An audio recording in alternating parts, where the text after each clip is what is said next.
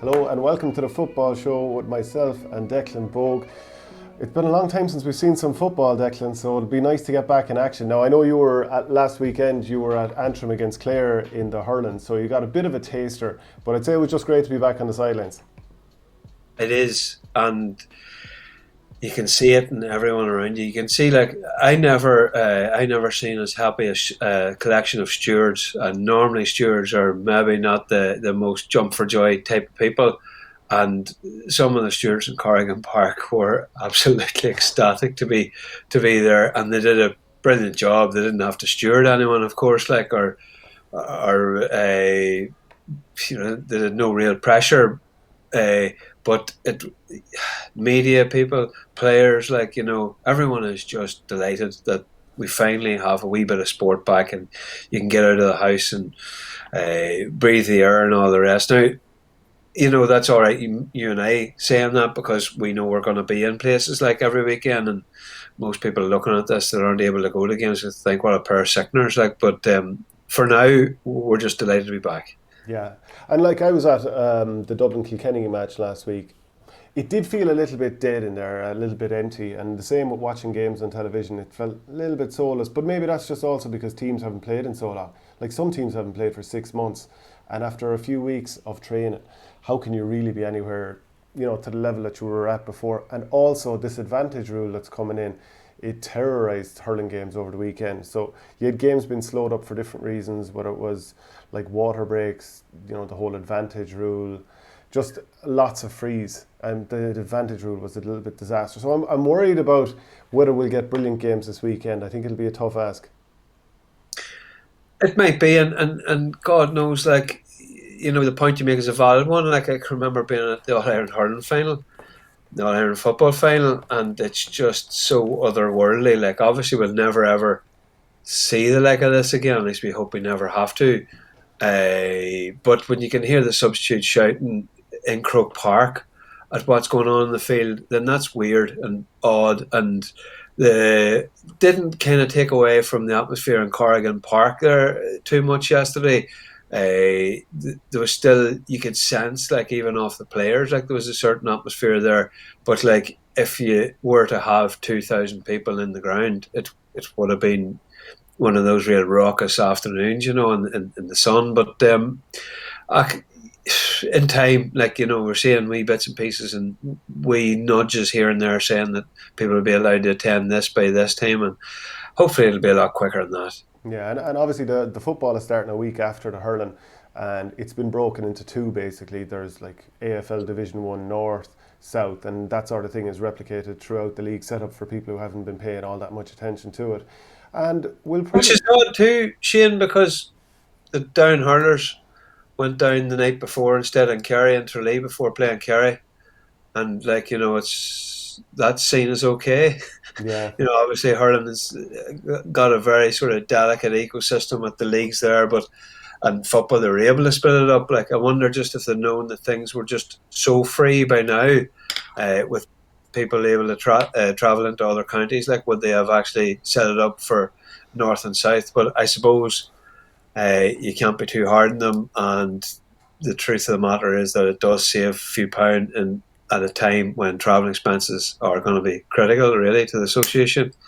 one of the big things last weekend with the hurling was trying to preview the games. Is you're completely shooting in the dark. So we are going to talk broadly about some of these fixtures, but we'll just bring in general topics along with it. So Tyrone will be playing Donegal in Division 1 North Round 1, and so Monaghan will also play Armagh. So just to talk about Tyrone, this is the first time we'll see Brian Dooher and Fergal Logan, who've taken over from Mickey Hart. It's going to be unusual to see Mickey Hart not there. First time since 2002. He'll be involved with Louth this season.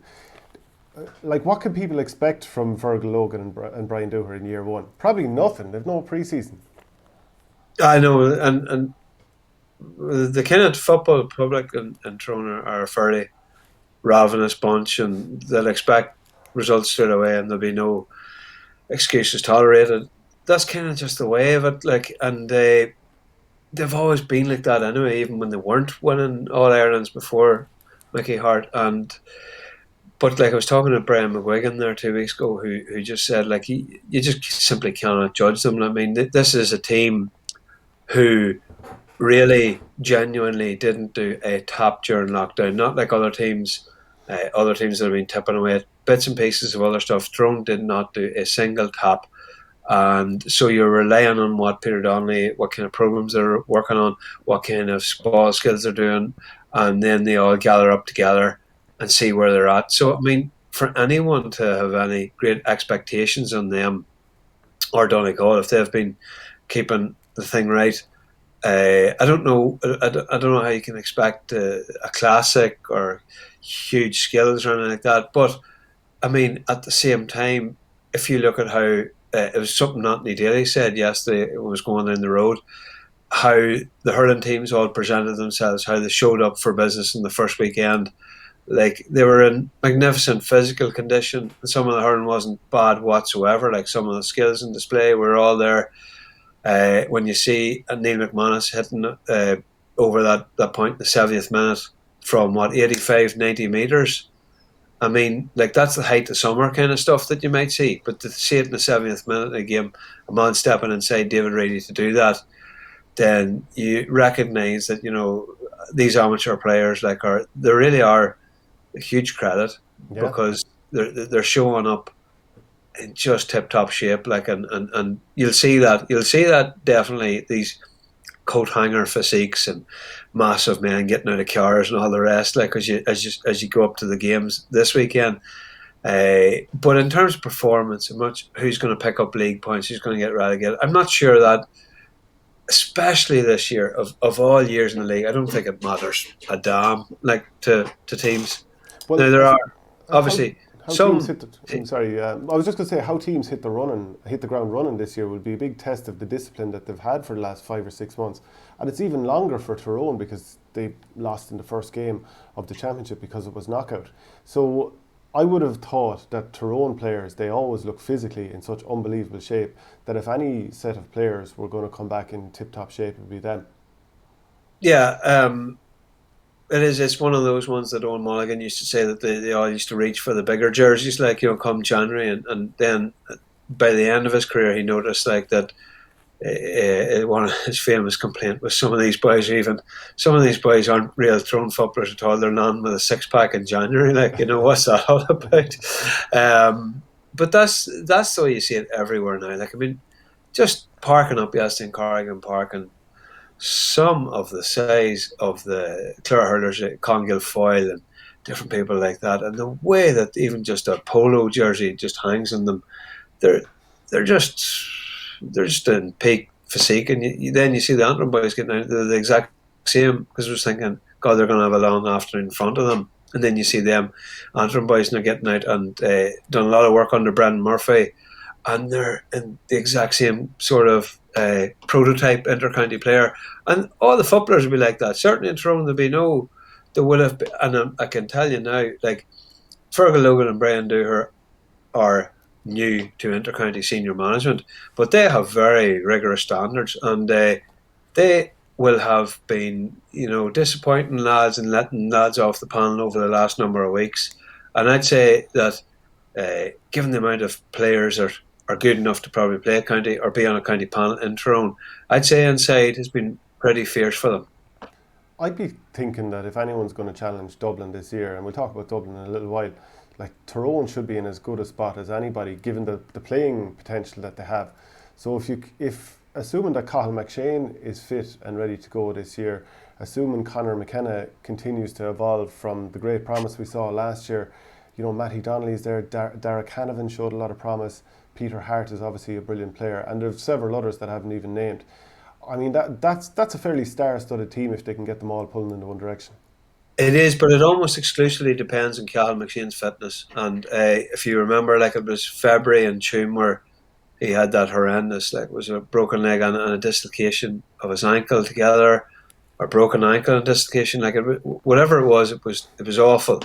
And then you'll recall, like during lockdown, then there's pictures taken of him training at home, where he had converted a garage into a gym, and he looked in magnificent shape. But then all of a sudden in August, like he actually tweeted out a picture of his leg or his ankle being reset, like for another operation. That was August.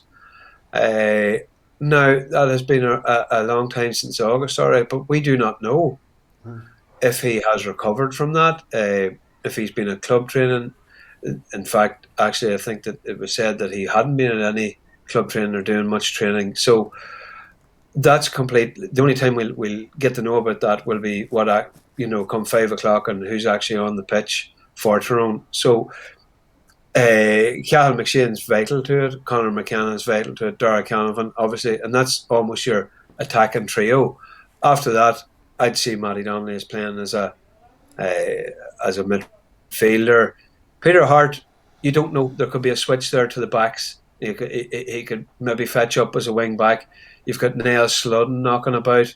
Kieran McGeary has always played in the half forward line there too for Hart. So Frank Burns is another, Conor Myler is someone who normally always had a number 10 or 12 jersey in his back and maybe marked somebody further down the field. So there's an awful lot of players going for not many positions. I mean, you can rhyme off just even off the top of the head, Darren McCurry, Lee Brennan, Mark Bradley. All those boys are fine players. The difficulty they're going to have is, especially with the last three that I mentioned, McCurry, Bradley, Brennan, is they're sort of similar in some respects.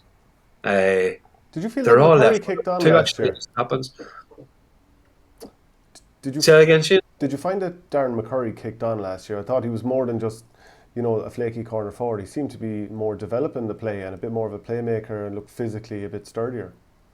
Absolutely, he was always in good shape, but he just seemed to do a wee bit of a Conor Callaghan on it a wee bit over the previous winter. And he was showing up well against Donegal and Ballybofey, and he was taken off, and he was one of the few people who actually scored from play in that game. And I think he, more than anyone else, will. I'm not saying that they'll be glad to see the back of Mickey Hart. That's a drastic thing to say, but I would say he'd be glad to see a new, fresh couple of pairs of eyes on him as a player to maybe reimagine, where does he stand in the pecking order and who's first sub off? Is it not always me? But if you look at Tyrone and you could put out an attack of Dara Canavan and Cathal McShane, maybe Mark Bradley along them there, and then you could have further back, you could have Conor McKenna and Darren McCurry. Well, then there's 5 bona fide forwards. Are you going to then have a Kieran McGeary to be a marker or a sweeper? Are you going to put in then Frank Burns as another forward? Because the difficulty for them has not been, it sort of has been in their attack, because whenever you look at the big games they lost, against Dublin in the All-Ireland semi-final, not 11, not 13 to Donegal. Even those two final, they won in 2016 against Donegal. It was not 13, done it, got them across the line. I think they scored not 12 against Mayo then after that in the All-Ireland quarter-final. But that's, they were blitzing teams in Ulster. People talk about negative style of play. Jesus, some of the scorelines they were running up. I actually have them here if you bear with me, but we'll keep talking. Well, even just as you're looking for that, a couple of times I thought they were in a great position to win All-Ireland semi-finals and they left it behind them. And I think, wasn't it 2015 they played Kerry? And, Kerry weren't they were All-Ireland champions, but I think they were there to be beaten, and still Tyrone found a way to lose that. Do they have a habit of disappointing on the big day? Is that what you're kind of getting at? Perhaps so. The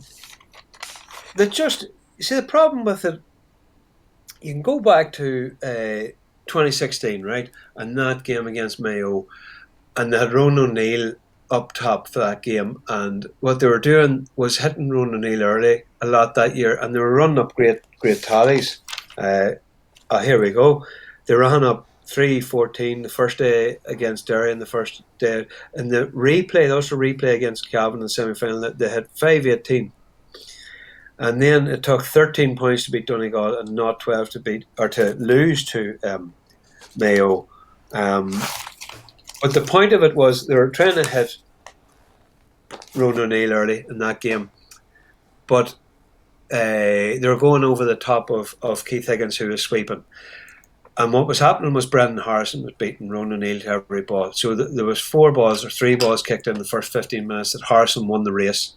And then Mayo copped that and pushed Keith Higgins up to the 45-metre line. So that meant that Tyrone could neither get the ball over the top and make it stick, and then it meant that they found it really hard to get through the defensive line then across the 45-metre line. And then they just choked and choked and choked them until frustration set in, and then obviously Sean Kavanagh got a second yellow, and they were gone that. 2017, So they just to had go back to that, 22. was that also the game where Peter Hart had to go off early after the massive collision with Tom Caniff? That was 2013, I think. Was it? Yeah, it was that 2013, 2014. Okay, but I jump on there. I'll just double check that anyway. Yeah. Fact check that, please do, Shane. 2017, they had 22 points against Derry, 121 in an Ulster semi-final against Donegal, 217 Ulster final against Down, 317 against Armagh in the quarter-final, and yet they only scored 11 points against the Dubs. 2018, they reached an All-Ireland final. They scored 17 goals and 169 points in 8 games, and nobody can tell me that is the sign of a negative team. They were a counter-attacking team. Yes, they had everyone a lot of numbers back, but then they had this explosive sort of trio of Donnelly, Peter Hart and Tiernan McCann around that time that would carry ball then out of the defence and work it into scoring positions, and they were doing very well. But it was only after that All-Ireland final that they thought, we need to find something different here. And Stephen O'Neill was in. He was in coaching at that stage. So he was the one then that brought Cathal McShane to the edge of the square and started coaching him on runs they make and how to play as a full forward, a proper reference point in the number 14 jersey. It's always been a thing in Tyrone too, number 14. It's one of those sort of iconic jersey numbers, like the 5 in Kilkenny or 6 in Cork at hurling, and you've got a line from Frank McGuigan to Peter Canavan, to now perhaps if he can make it back and become the player that we expect he can, Cal McShane. So it's like one of those ones like Man United's number 7. It carries a wee bit of pressure with it too. And Newcastle's number 9. But by the way, you were right with 2013, that Tyrone Mayo game. And also, just referencing back to Cathal McShane and putting up that picture in August, by the time they go out in championship against Cavan in early July, he'll have had the guts of 11 months from that time of the reset in his ankle. So hopefully he'll be good to go, because he's such, it's mouth-watering to consider what it would be like watching him, Conor McKenna, Sludden, Hart, Tiernan McCann, whoever it is involved in that forward line, Darragh Canavan, because there's so much potential to it. Another player that that will be returning this year is Oran McNeilish. So he obviously took some time out from the Donegal panel, and they will be playing Tyrone at Healy Park this weekend. How much of a miss do you think he was? What a player he is to knit play together, and he has a couple of scores in him from any range. He's sensational. Remember in the Ulster final against Fermanagh, the point he hit early on in that game, it was one of those games where he just was on it. Even the Ulster quarter final in 2016 against Fermanagh as well, he hit the roof of the net on the run from about 20 metres. He's one of my favourite players because he's just one of these guys that understands space and movement, and before he gets the ball, he knows where he's going to head with it. He knows what way he's going to twist his body. He's so clever. He's fluid. And he admits this himself. I did an interview with him before the Ulster final last year, just on why he wouldn't be back. And obviously there was certain things in his life, and he was still grieving the death of his good friend Micheál Carroll. And he had tried London, and he was getting on very well working there, and he had signed up to play for North London Shamrocks. But obviously lockdown came and he came home, and so I'd say there's a wee bit of a lot of young people, he's kind of casting around wondering what's my purpose here, and obviously football is a real talent for him, so he will be an asset obviously, and perhaps he could do a wee bit more of the knitting play together that Michael Murphy has to do, and then also be on the end of things or finish off moves. So maybe the inclusion of Oran will lighten the load a wee bit on Murphy now coming into the year. Is it also a problem for Donegal of winning these big games? Jumping back through the last couple of years, there was the Mayo game at Castlebar a couple of years ago. Last year, they were expected to beat Cavan, who were obviously an underrated side, I suppose, by most people around the country, bar the insiders who knew what a proposition they were. And even going back a couple of years ago as well, I'm trying to think of that other. There was another game a couple of years ago. They've had a few big games where they've kind of left it behind them. They have, and well, I think last year's problem was the absence of.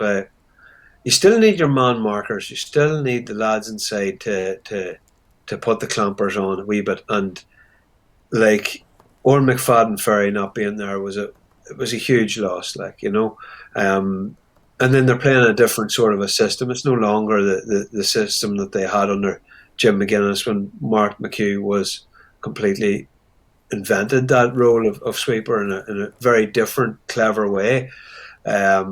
So when you're playing a bit more open, you need that idea that a man will reduce like a top class. I hate to use the expression because it's so outdated now, but a marquee forward to 2 points from play, say. So if you know on McFadden Ferry, Stephen McManaman got injured early in the campaign, then it starts to become a bit stretched. And with Donegal, it was just too stretched. And then I don't know if Cavan were trying to exploit Sean Patton under the high ball in the Ulster final, but that's how it worked out. And Sean Patton ran out and he got out and got the fists to the ball and landed then, I think, was it Conor Madden, or Conor Madden put it in eventually. It was a bit of a sucker punch to them. And there could also have been there's bound to have been a wee bit of fatigue given Donegal's workload, that they'd put in from the provisional round. Yeah, without doubt. And do you so? Would you be thinking that it's Tyrone or Donegal more likely to go further into the championship this year? And also, actually, we were making a point about the amount of outside influences in counties. Stephen Rochford, I think everyone thought that this could be the missing link for them. Yeah, and you've got to admire Stephen Rochford's. I'm gonna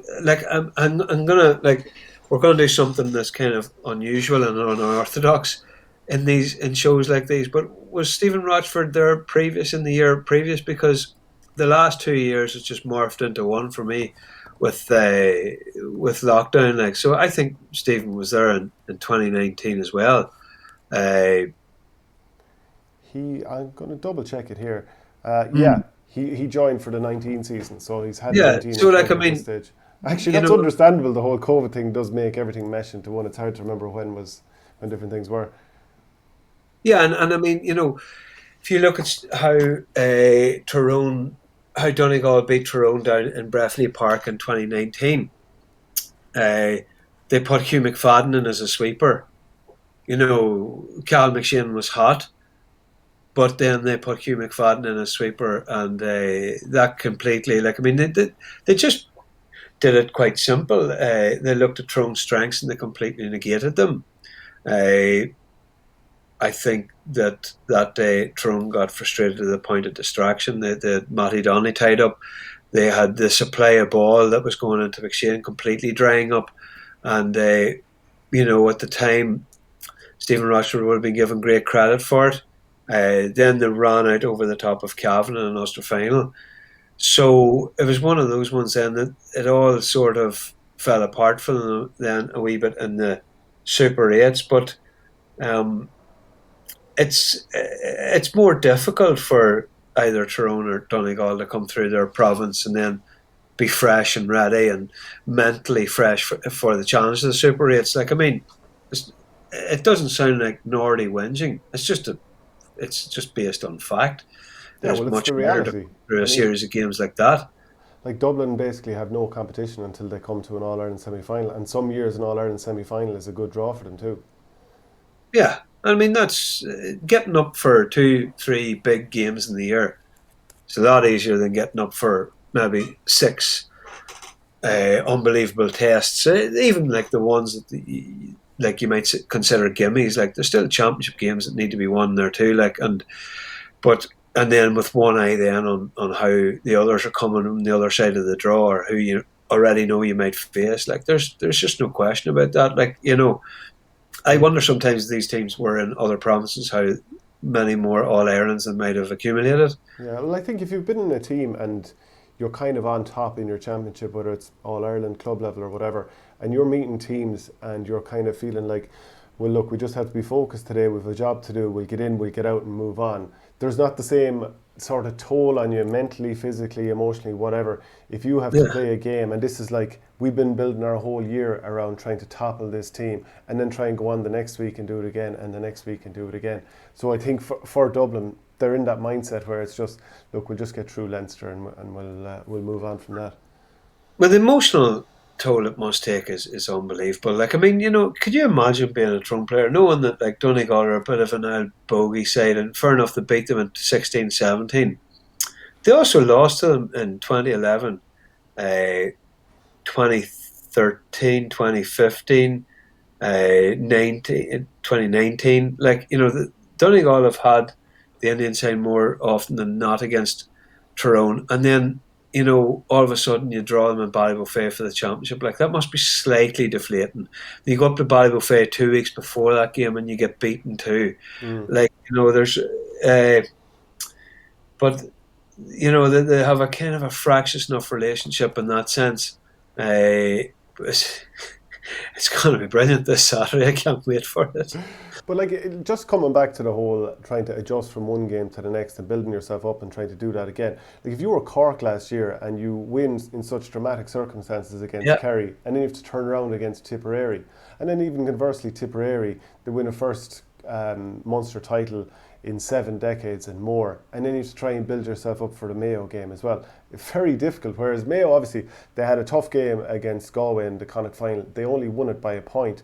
But let's be realistic. They knew they were getting through the Tipperary game, and they're just like, we just have to get through this, which they did.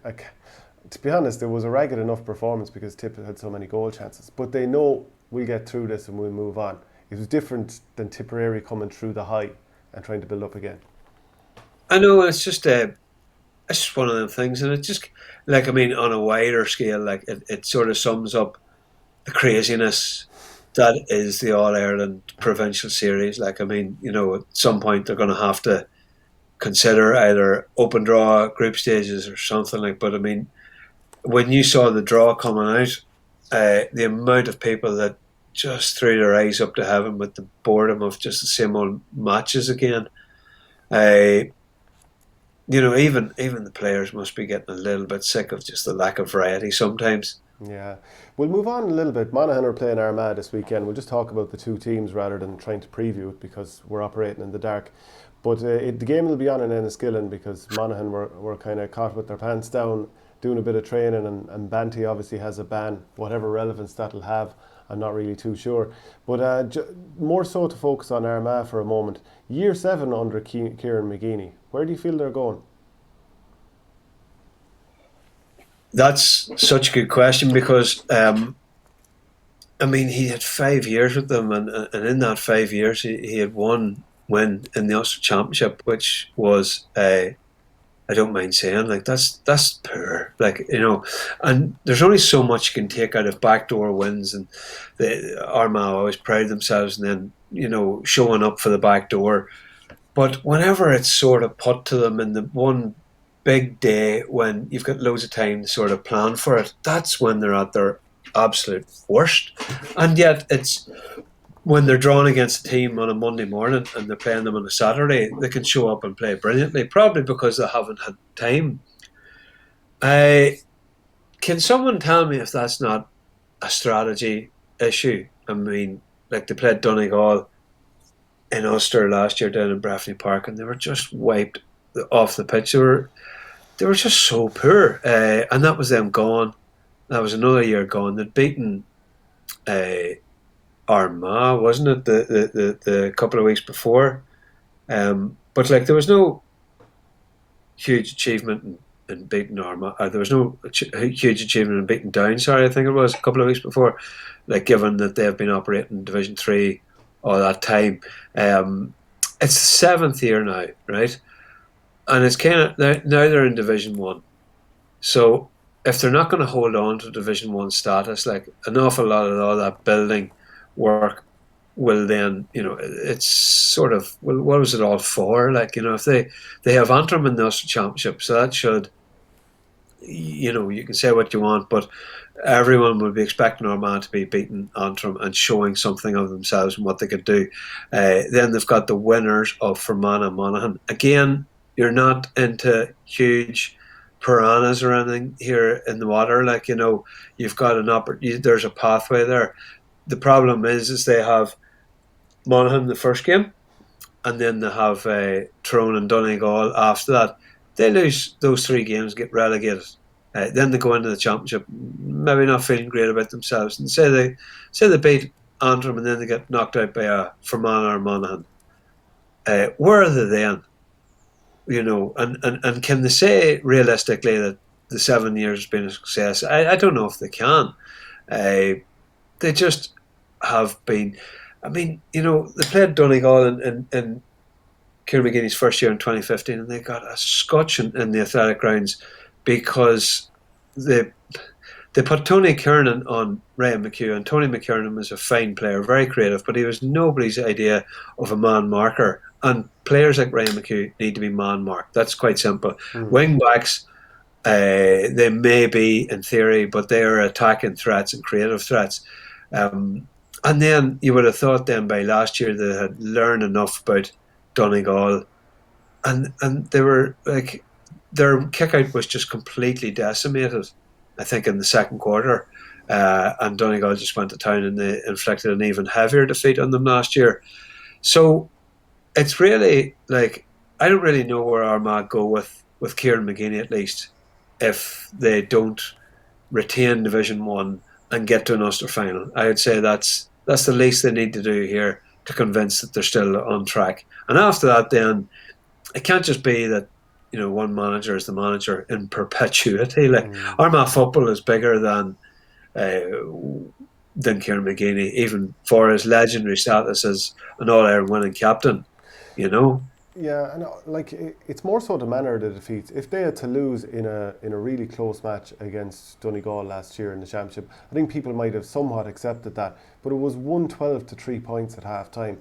Like, that's an obliteration in Gaelic football. Like, in hurling, that would be horrendous score to be behind. But in football, that's very, very poor. And considering the quality of the players that they have, like Grugan, Campbell, Jamie Clark, Oisin McConville was only saying a couple of years ago he thinks he may have played his last game. But they do have a lot of good players. And I thought when Paul Grimley left back at the end of 2014 and they pushed Donegal hard at Croke Park, I thought this was a common team. But they're the common team that never arrived. Yeah, and it's a funny thing because there's always an awful lot of hype that is drummed up just before leagues or during leagues, and Stevie McDonald has said it before that when even they're in Division 3 or Division 2, this is a Division 1 attack. They're just happen to find themselves in Division 2 or Division 3, and I just would prefer to see it actually happening. Like, none of these things have actually occurred. Until then, they are one of these teams that I think people do get excited about because there's some exciting players like Ryan O'Neill and obviously James going to be sitting it out. Like, there's a couple of guys that are coming on stream too. There's the makings of a serious team, like the like of, I'm talking about Ross McQuillan and Connor Turbett, like names that maybe are not instantly recognisable across the country, but they have serious potential. Jarlath O'Burns he arrived in his first season like just this fully developed inter-county midfielder. So they have the bones of such a good team there.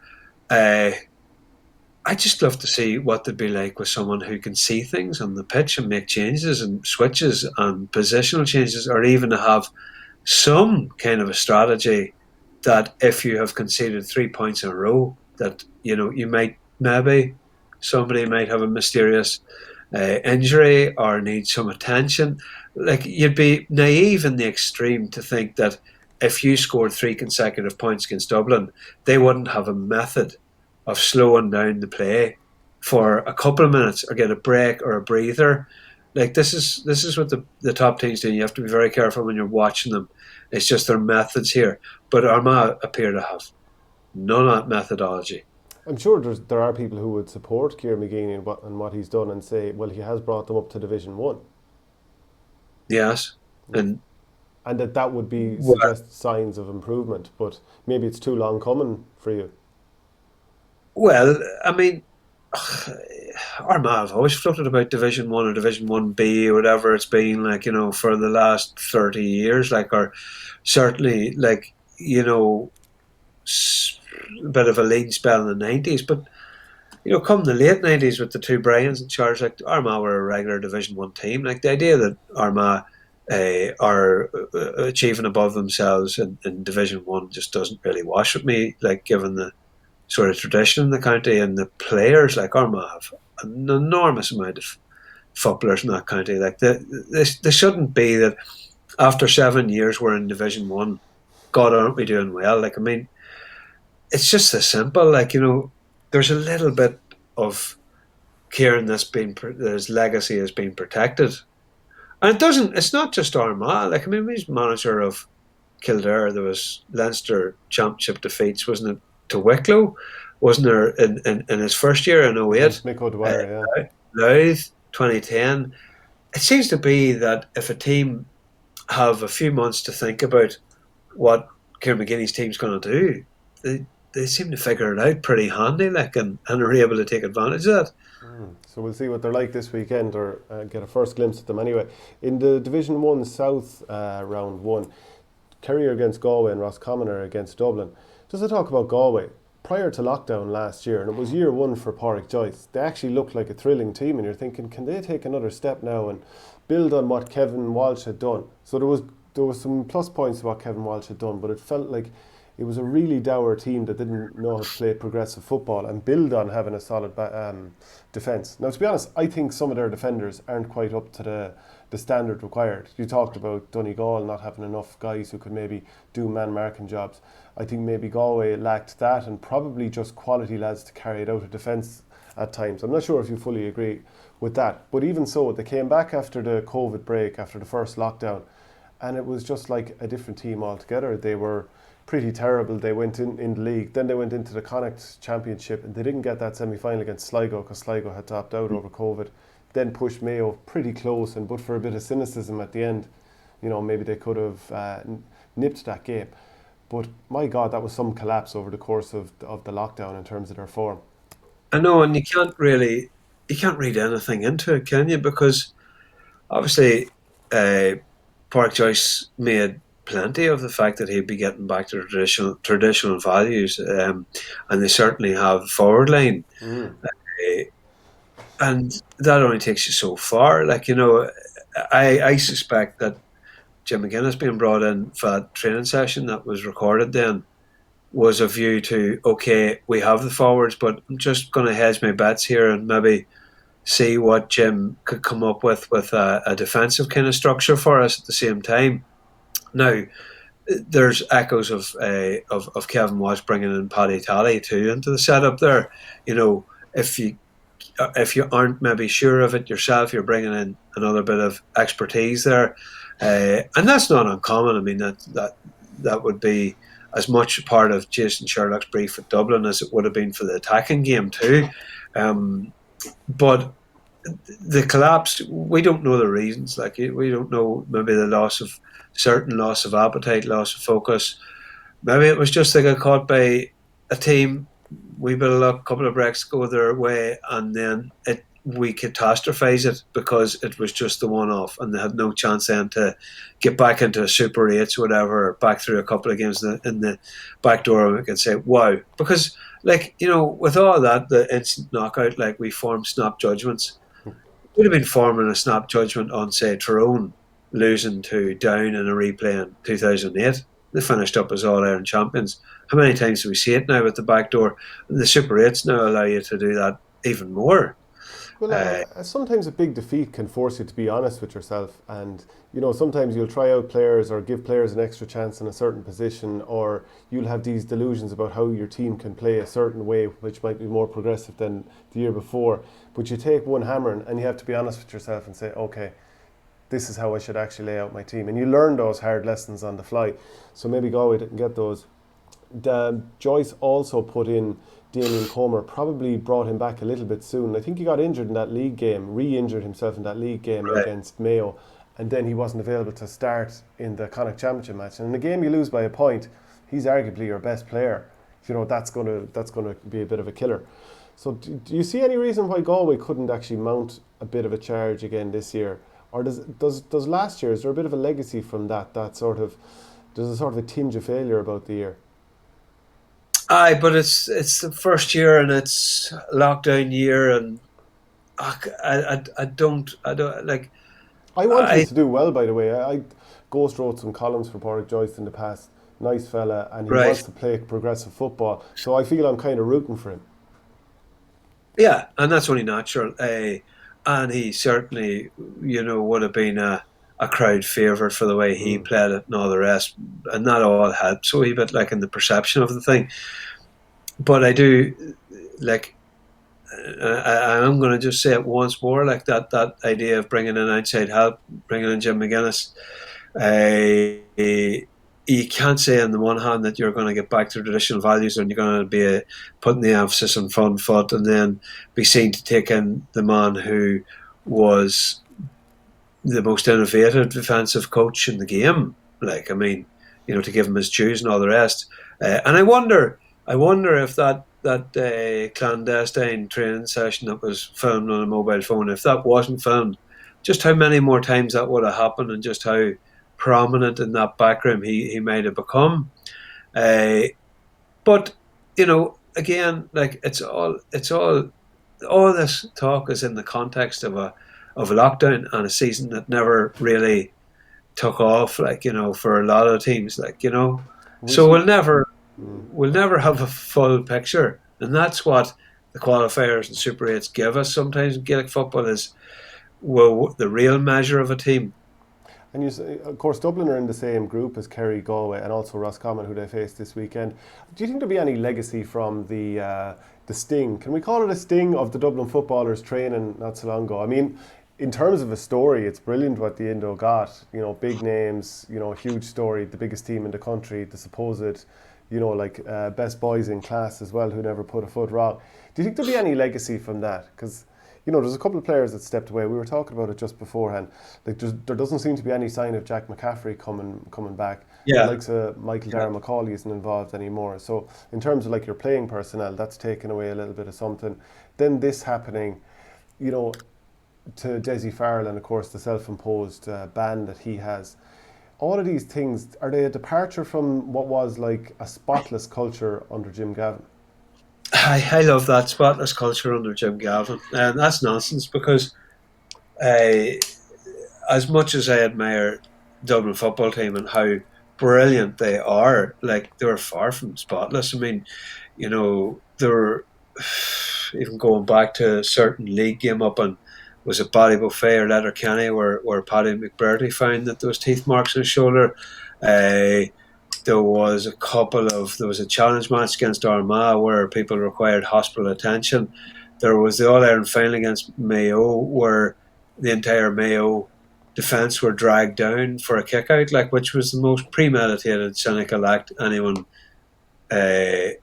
given the amount of people that did it at that exact time, has to be considered one of the most premeditated, cynical acts in Gaelic football.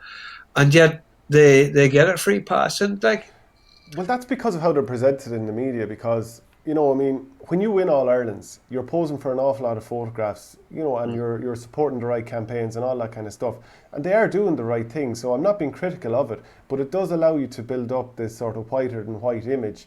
And a lot of sponsors are getting involved in your photograph smiling beside a new car or whatever. But I think it adds into this perception across the land that you are the standard bearers in terms of, good player away from the field, good player on the field, all this kind of stuff. I'm not actually slating the players at all, but I think is this finally going to sort of pierce that image. Aye, and like the players are they're footballers for Dublin, right? They're not ambassadors for the GAA. It's important that we kind of recognise that. Anytime I've ever had a conversation with them away from the dictaphone, I've found every one of them to be very well. The ones I've talked to, I've found them to be really friendly, approachable, knowledgeable, intelligent men. Like they're very friendly and approach. They're grand. Like they're very good They're lads. lads. They're just lads. Doesn't mean that they're saints. It doesn't mean and there is a little bit of people will queue up to polish their halos for them, and sometimes you see some of the stuff in columns by just saying like, but Joe Brawley like and Colm O'Rourke like that. It's just unrecognisable. This kind of stuff that's been said about them. Joe once said that they are the best of all that is good in us. Like, I mean, then the Dublin players themselves must look at that and think that's frankly bizarre commentary. Like, I remember even a number of years ago he used to write that the Dublin players didn't train until March and they just did swimming and Pilates.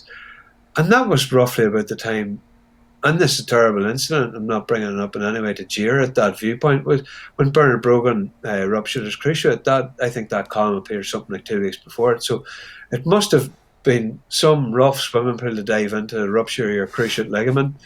But that's not the Dublin players' fault either. If they're being presented in those terms, that's not really up to them. They are a winning machine, and in order to have the record they have to be absolutely ruthless. And there's nothing particularly wrong with that, like either. So, will the sting do them any harm? I don't think so. I can't imagine it will. Well, it may have affected Galway, that video going around of them being trained by Jim McGuinness. So it's in that, framing it in that context, that I'm wondering. Yes. And maybe I'm exaggerating, because I think most of the time when you preview games involving Dublin or a season involving Dublin, you're almost clutching at straws to find ways to justify an argument that they could be caught this year when realistically they're going to win the All-Ireland.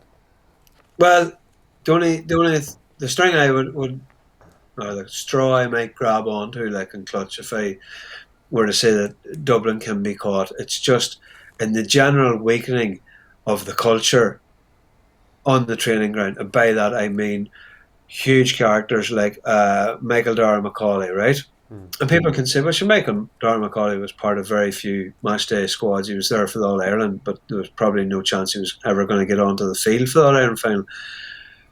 But Michael Darragh Macaulay, Brian Fenton would have served an apprenticeship, and he was on it very fast and very quick onto that Dublin midfield. But you have to remember that, at training, he was facing one of the most combative, aggressive tacklers in the game night after night. So, I mean, when Brian Fenton then went out with a Dublin jersey on his back, it must have been a bit of a holiday for them, because he might have been training twice or three times that week with Michael Darragh Macaulay hanging out of him in the in-house games.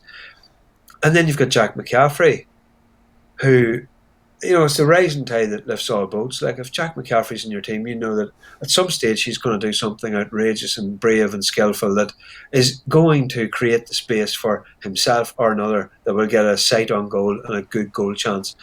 And without him, well, Paul Mannion, he's also not coming back. I mean, oh my God, Paul Mannion is a certain starter on any county's team every day of the week, and it appears, and it's just an old-fashioned statement, but Desi just clearly didn't fancy him for whatever reason. Yeah, and do you know, actually, just back to that point you were making about Brian Fenton serving his apprenticeship and marking somebody like Michael Darragh Macaulay, I'd say this is something you've probably come across in football yourself, and something that I've come across in club, that you can, let's say with Coola, just to divulge a little bit for a second, that month after month you could be marking an inter-county player at club training. So then when you go out to play, let's say, a Leinster Club Championship match or a county club championship match or whatever, it actually does really calm you for the day, knowing, well, look, if I was able to survive against an inter-county player at training, then I think I might be okay in this club match against someone else who's a club player. You know, could be a good player, that's not being dismissive, but you know what I mean. And maybe Yeah. you've been involved with clubs when you're like, okay, you're going to have a massive task. Let's say you're talking to your full-back for your club team and you're saying, look, you have a massive task today taking on the marquee forward for the other team, but look, you've done it in training session against our own main man, and it probably does help him preparing for that. No doubt. I mean, just in terms of probably physically, like, if it related to Brian Fenton, like, if you were watching the Laker Gale there of Dermot Earley recently, and they were showing him, coming in and making his debut, and at the time, like, Dermot Earley was a rake of a lad, like big, tall, and gangly, and long and skinny. And like, players don't sort of come on to teams like that anymore. They come on to teams and they've been following programs from their 14, 15 with body weights and then gradually increasing it. And it's all very scientifically uh, designed and proven. But at the same time, someone like a Michael Darragh Macaulay will spend a training session thumping the ribs of you, which you'll probably not get that in your club. And even in your club, there'll be a little bit of awe of a fella coming into a county team or a potential future star. So you're not going to get someone who's actually punching you in the ribs while the ball's down the other end of the field. Whereas in those top inter-county setups, that's exactly what's going on. Must get Michael Darragh Macaulay on this someday and ask him how often did he punch the ribs off Brian Fenton. Can I ask? I, Uh-huh. I do only just make the guess, like, but I wouldn't say I'm far off. Yeah, probably not. What about Roscommon this year? Because Stephen Poacher, who did plenty of shows with me here last year, he's after getting involved, very tactically astute from any of my dealings with him, and obviously did some good things with Carlo, no doubt about it. What do you make of his addition? It remains to be seen because he's now going up to a different level, and knowing him and knowing his confidence and knowing how he likes a challenge, he love that. He will absolutely love it to be stuck in the middle of top games, facing top opposition, but also too that he's not. In some ways, if it had been, say, Roscommon in a Division One North, he might even relish that even more because he would have such a close eye on what's going on. But obviously now it becomes a bit of a mini Connacht Championship, isn't it? Who wasn't that? Well, in that it's Roscommon, Dublin, Kerry, Galway. Yeah, there you go. Like, That's he's great teams to pitch yourself against. And actually, you could make an argument that it's in defence and transition too, that where Roscommon were a little bit short. So maybe he's the perfect guy to come in.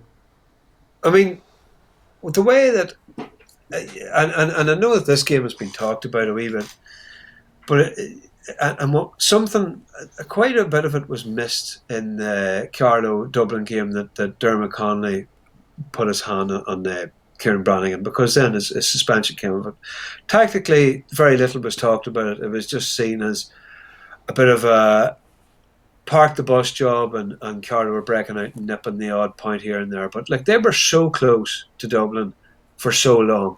Statistically, you break it down, they were one of the few teams that had them within kicking distance of the finish. And if you want to say that was depressing and negative and all the kind of commentary that I saw about that game, then go ahead, that's fine. But it's a game of football, and Carlo could have went out and said, we'll play 15 on 15 and our six forwards will stand from the 45-metre up, and we're just going to let you annihilate us because individually you're better than your markers. But this is a game of football. There's a strategy element to it, and Carlo did extremely well that day. Now, I'm not saying that Stephen Poacher is exclusively responsible for that, because Turek O'Brien, very clever football man. But I would say between the two of them, they cooked that up, and what happened happened. And I know that the Carlo's tactical approach among inter-county managers, from the ones I've talked about from that day, was they thought that they had provided a real template of how to at least get under Dublin's skin, rattle them. You Turns know, out that nothing like that happened in the end anyway. well, But at the same time, it was interesting. yeah, I mean, it's hard to read into last year, as we said a few times, but the one game that they played in the championship against Mayo, they lost 116 to 13 points. But when I watched the game, the way that the likes of Paddy Durcan could just cut up through the middle, it just felt that they were a bit wide open. So that's why I'm thinking maybe the addition of somebody like Poacher might help them out. Because even if you jump back to 2019, and they won Connacht that year, they beat Leitrim, which you'd expect. Then they beat Mayo and a couple of stunning goals early on, helped them there, and then saw off Galway. But when you went into the Super 8, some of the scorelines they conceded, now 17 points against Tyrone isn't any massive big deal, but they conceded 226 to Dublin, and then Cork 3-9. And even go back the year before, I think didn't Tyrone put up some massive scoreline on them as well. So that's why I think that could be, like, maybe Anthony Cunningham is targeting the right area. Because they're probably around that era of like a top Division 2 team, bottom tier Division 1 side. And it is going to be hard no matter what to take them up to the next level. Yeah, and this is where you reach. This is where you look at your players, and this is where it's similar to Kevin McStay's final analysis of Roscommon players was good players. Some really good players didn't play for him, and that's disappointing. That's the way it is with a county like Roscommon, is that you kind of are never going to have the full deck to pick off. But he knew after that year that they were so lacking in strength and conditioning that was an area they really had to, because of that scoreline, that Tyrone ran up against them. And then as it's gone on, Anthony Cunningham has clearly saw, right, okay, still got good players, need to develop this defence a bit, need to get tighter, and that is a strategy thing, and that involves an awful lot of nuts and bolts coaching, and sometimes there's a culture clash in that players do not want to be standing for 2.5 hours, 3 hours on a training field with different cones set out or posts. Right, okay, what happens if a team has it here? Right, then this is how we position, this is our shape. That is, to an awful lot of players, extremely boring. But that is exactly what Donegal did back in 2011, right? That is precisely what they did. There was diagrams that were put up on whiteboards and all. This is where we're going to be. This is our shape. If the opposition's attack gets on beyond, say, 5 recycles, where they bring the ball in, but then they bring it back out then to recycle it because they're feeling under pressure, then Rory Gallagher used to run across the field and say 13 plus 1. And that just meant you're 13 men back, but let's bring another one back, just leave one person up in the full forward line. So the longer that the move went on, the more defenders that Donegal got back. And eventually they would break away. If you've gone through maybe 5 or 6 attacking phases, and you hate to use that term, but say you've had the ball for 2.5 minutes trying to get through lines and it's just not happening for you, and the next minute then someone spills that ball and they're away on it and they're full of energy, and your players are tired because you're fatigued, you've made about 4 or 5 runs, diagonal runs. You really want to go chasing after that corner back, like say a Paddy McGrath who scored a goal, in big games and stuff like that. I know that I'm talking about Donegal exclusively, but that is the blueprint for the like of a Roscommon, because how do you take a team who is top of Division 2, bottom of Division 1, not mediocre, certainly with potential, but how do you actually make them into champions? And right now, even though people think it's outdated, the defence is the one variable that you can kind of control and say, we are going to get better at this aspect. Yeah, and that's for Anthony Cunningham. Does that make sense? No, it does, absolutely. Now, if anyone has any comments, get them in, or maybe questions for next week after the first round of it. But just to touch on a couple of teams before we finish up, because we've been running on for quite a while now. Mayo, how do you see them going this year? And Kerry, I mean, Paul Ganey has tried to put to bed any of these rumours about a heave against Peter Keane after they lost to Cork in sensational fashion last year. So he's completely rubbish that, said it was nonsense. But the likes of Kerry and Mayo, where do you see them as at this year? I think we talked about this in the football show here a couple of weeks ago, and this with Kerry was like, why sacrifice your whole attacking philosophy of the game that you had that took Dublin to an All-Ireland final replay that just should have nearly finished the job on the first day, didn't. You go out and you have an ultra defensive and frankly on Kerry disposition against Cork, and you caught at the end, and everything then it makes it so much hotter. The atmosphere is so much more pressured. Now, Paul Geaney has got a point. Like, I mean, all the kind of talk, and now we, and this is media are slightly guilty of this, because then we go and ask the same question of the managers. What about this WhatsApp message that we got? Even though WhatsApp messages, they're forwarded, they're unattributed. They're not even it's not even a rumor on a discussion board. It's not even a tweet. It's just text. It says forwarded many times. But it's salacious. People love rumors. They love a bit of dirt. I know, but Guinea might just say, I mean, Guinea will know the old expression that Mecco had about winter talk. But you take from February 2020 to now, and take out maybe 3 months of where we had a wee bit of action. Like, we have had, what is it, flipping, about a solid year of winter talk and nostalgia pieces, and then a wee bit a WhatsApp message. No wonder we all feasted so much on that. And it is ridiculous behaviour, really. I have a friend who's involved in county board administration, and every time he sees things like this, it just bring back the bloody games. But they won't be too far away this year, surely. That'll have scored Kerry. I mean, look at the players they have. Oh, it's just an embarrassment. It's just, they're just outrageously gifted footballers down there as part of the overall culture, as part of everybody. It's inconceivable that we won't have a strong Kerry this year. Well, they have to find the balance. I mean, if you have the players, and the players look like they're all in peak physical condition, they look like their skill sets are unbelievable as always, then surely, if we can all see that they've the raw materials, it is down to the management arranging it properly. Yeah, and I think that, again, that idea of where Donny Buckley is and why he's not there in Kerry will always kind of haunt a certain type of observer down in Kerry. And he's gone up to Seamus McEnany, Banty up in Monaghan. Yeah, and you've Maurice Fitzgerald in there, and there's sort of questions just how much influence he has there, how much what he's actually doing. But look, I mean, it's just it would surprise me if Peter Keane, being shrewd as he is and all the rest, would say, yeah, you know what, I'm going to stick the course with last year. The way I set up last year, the way my approach, that was the right thing. We were just derailed and we got unlucky against Cork. I can't imagine him saying that to himself this year. I just think he would have looked at everything and said, no, you know what, it was worth a try.